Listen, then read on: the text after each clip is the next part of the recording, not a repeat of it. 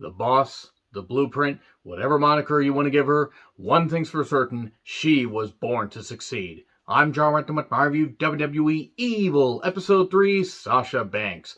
And this is a pretty good episode. Good dive into her personal life, what led to her becoming the boss. Even though it was the shortest episode so far at 40 minutes, they could have made this just a little bit longer, fleshed a few more things out. They did touch upon a few things, and it was nice to hear that Sasha Banks, after years and years and years of being in wrestling, needed a break and needed to find herself and find her center and become an even better version of herself. So let me know your thoughts on this show in the comments, please.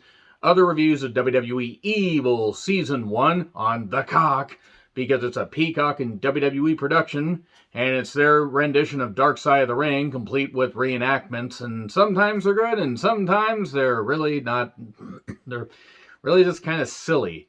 Not that the Dark Side of the Ring reenactments are always 100% great, but boy, they really are trying to just copy their homework. But anyway, they did start off with the Sasha's Ratchet, No She's Not chants. Sasha's Ratchet. Yeah, those chants really weren't all that great. We know what those fans meant. So, anyway, she did like when the bad guys won in movies. She loved playing the villain. She identified with the villains, and that helped cultivate this persona. It helped, basically she took a bunch of personas, a bunch of interviews, a bunch of other, pieces of people that she saw and made this boss character. But we start off with Bayley, Ray, Snoop Dogg, her cousin, talking about various moments in her career. Ray offered some good insight here, considering Ray was so close with Eddie Guerrero, and Sasha Banks loved Eddie Guerrero. He was the one that inspired her the most. It was a good way to tie things together, and how Ray does respect Sasha. She grew up in Iowa City, Iowa, grew up on a farm, didn't have a dad.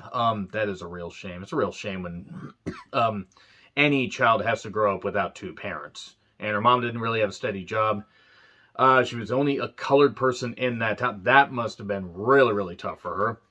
And she did online school from age 12 on, and she didn't really have a great deal of social life.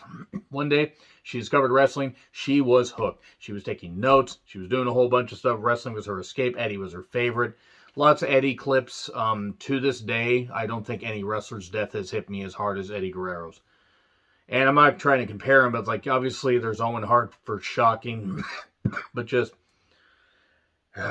Eddie's death still to this day, and we're coming up on 17 years in November of this year, and it's just really, really tough and hard to deal with. Really, really did. He got clean and all that. I'm not going to get too emotional about it, but it still hits me to this day.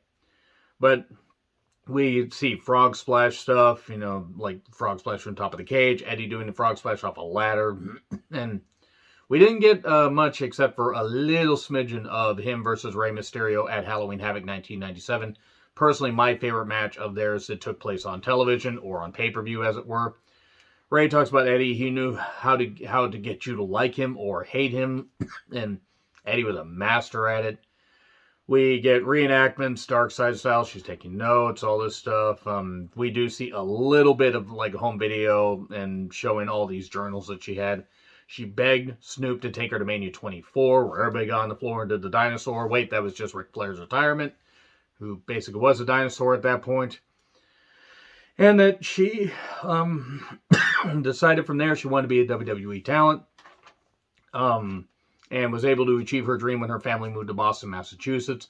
She started in Chaotic Wrestling after doing some training in 2011. She was, on the independents, working hard, determined. She was Mercedes KV for her last name, and which I'm not going to try to pronounce because I'm just going to fucking screw it up. But Snoop gave good insight, said, she was really tough and, good fights and everything. 2012, she got a call to WWE Developmental, and it was tough. She didn't know who she was. She found out that even though she was working hard on the independents, she didn't know jack shit as far as being on a national stage. In her words, being a character on national TV, the early days were tough. She wasn't sure about her character. In fact, it was going to be really, really tough. She was afraid she wasn't going to last. And then she saw videos of interviews like Floyd Mayweather, and not Floyd Mayweather, of course, beating the mother of his children. I mean, why would they talk about that? No, let's clean up Floyd Mayweather's image. But to be honest, Floyd Mayweather's a hell of a talker and is able to skate on domestic violence charges. And also Kanye West, who's a fucking idiot. A fucking goddamn moron. He has about this much talent for this large of an ego, in my opinion. But she took inspiration from them, from Nicki Minaj. You could definitely tell the inspiration from Nicki Minaj, except Sasha Banks actually makes sense when she talks. And then Boss Character was born after losing to Paige on September 11th, 2013. And things just grew from there. Charlotte Flair came along. Becky Lynch came along a little bit, sometime after that. Bayley had come along. And the four horsewomen eventually grew into, being these four pillars, essentially, for a time in NXT. But the Banks statement submission was touched upon. She did, of course, say, I really love keeping a hold of Crossface a little longer after they tap out, just to let the fans know that I'm the bad guy. Chris Benoit used that same mindset, and moving on. The feud with Charlotte had everything handed to her or whatever because she's a Flair. And naturally, of course, Flair enjoyed feuding with Sasha because the Flair could keep a minority down. Read up on it, kids. And they had some killer matches. They had some really killer matches, not like the Benoit household. They had some killer matches. The four horsewomen continued to grow and grow. They wanted to prove that the women can main event. The Fatal 4-Way at TakeOver, it was TakeOver in February. Wasn't Unstoppable. Maybe what some of the early TakeOver names kind of blend together. But I remember retroviewing the February 2015 TakeOver, and it really was good. Great Fatal 4-Way between the women. Then the matches she had with Bayley on TV, with Charlotte, with Becky Lynch in that great submission style match that they had, and then eventually the feud with Bayley, the Barclays Center match. To this day, very few women's matches, very few matches in general got that much emotion out of me. That much excitement, goosebumps, and crying. Because it was just that emotion. It was a perfect storm of great, great emotion watching these two women absolutely kill it. And they should have been the main event. And even, I think, Finn and Owens were just like, well, we really should have. We really should have not been the main event of that. Because how are you going to follow that? Like, seriously, go back and watch that match from bell to fucking bell. It's great. And Bayley finally winning. It was a great moment. And then, by that point, Bayley was the only one left. Charlotte, Becky, and Sasha had been called up to the main roster. And Sasha would make one more appearance in NXT. 30-minute Iron Woman match. Of course, she made Izzy cry. And given how that kid basically has had her mind poisoned, but also has proven that she's a goddamn idiot, whether she's a kid or not. Her parents are fucking morons. Her dad's a cowardly bitch. And the kid was made to cry. Good. Because seriously, I loathe children. Children need to learn to cry. It toughens them up. Puts hair on their chest. That's not how that works. Basically, she just made Izzy cry. And it was great. Because if Izzy's going to be friends with Tessa Blanchard, hate to say it, you are the company you keep. You basically prove that you maybe aren't the smartest in the world. Thankfully, they didn't have Izzy interviewed for too goddamn long. The evolution keeps going after that. They barely showed any of the Mania 32 three-way, which was really, really good. Feud with Charlotte, where they kept hot potatoing the title back and forth so much, it was like they were like, no, I don't want it, you take it. No, I don't want it, you take it. They just kept doing this. And then, I don't know why Dr. Phil was on the show. I don't know why Dr. Phil's on any of this stuff. He doesn't, one, he knows jack shit about wrestling. Oh, he knows about it, tapping into the evil side. Okay. You could have found wrestling people that could have done it. Heyman? You're telling me Heyman wouldn't have been able to come up with do better words about this? Or come up with better words than what I just fucking came up with? Because Dr. Phil, he shouldn't fucking be here. Probably a peacock call. So, Hell in a Cell, Elimination Chamber matches. But by 2019, she was burned out. She asked for her release. Vince said, no, take some time off. Go find yourself. Go find yourself. Don't want to be all by myself.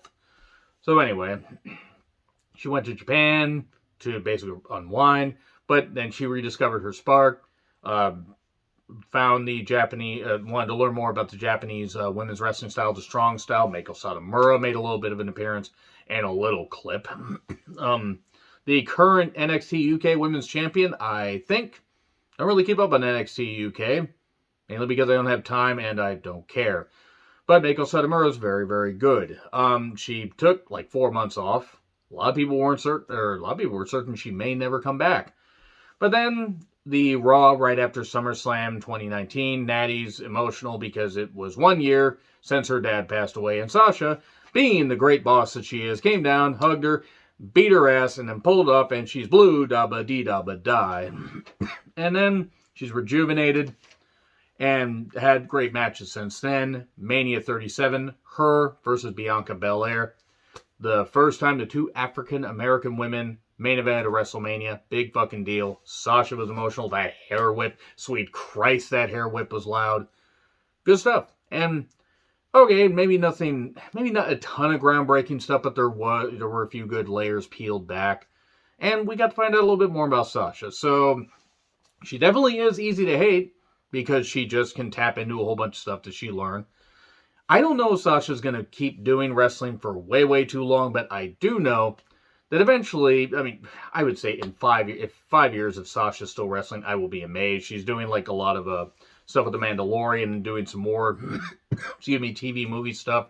So I'm actually pretty certain that what's going to end up happening is Sasha's probably going to retire in the next couple of years, at least from full-time. Hell, she might retire next year, but she's had a hell of a career. She's packed a lot into a short time before she took that break in 2019.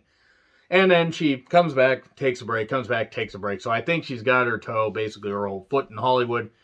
So pretty soon we're just going to have to leave the memories alone. But that being said, not a bad episode. Let me know your thoughts in the comments. Like, share, subscribe, Twitter handle in the description. I'm John Rentlin. I'll see you soon.